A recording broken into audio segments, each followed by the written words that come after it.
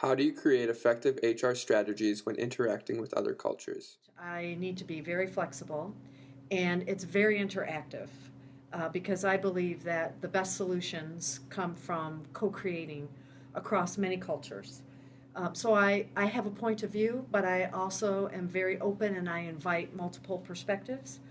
And I make it very clear that when it comes to HR policies or practices, that we won't finalize or lock down on a policy until everybody has had their opportunity to weigh in and talk about what it means to them from their home country point of view. And I find that there's a lot more similarities than differences, that people might be at different places, but we all have the same interest in mind, and that is to be successful and competitive and also efficient.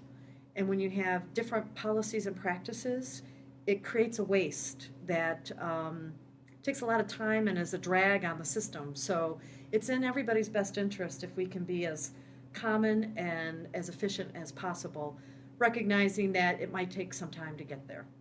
As a female HR leader, have you had any difficulties working with individuals from other cultures? 2 years ago, I had to work with some dealers who were headquartered in Dubai and were from that culture, and I was warned that they didn't give as much credence to a woman's perspective, or they might be less respectful.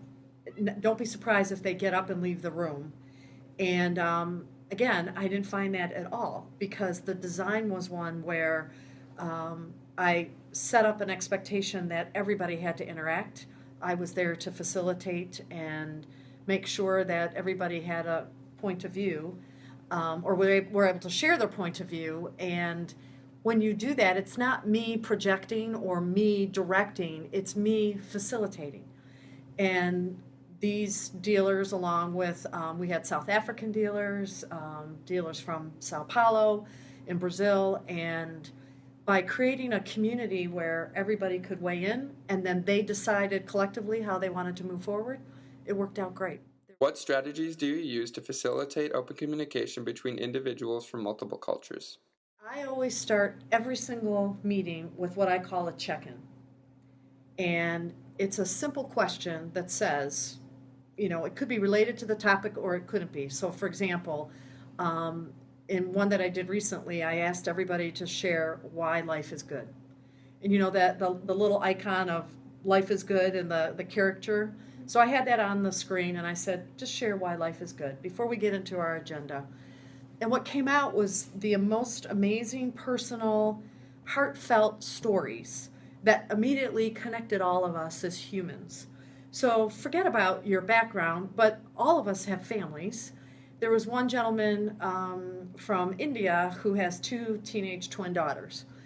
And you heard this collective groan from people from other cultures because to have a teenage daughter, let alone twins, is a big deal.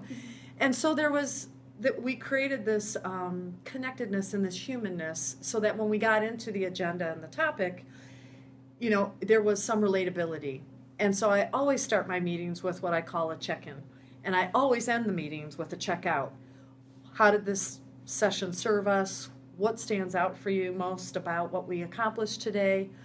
And it's a binding factor that is universal despite, cultures.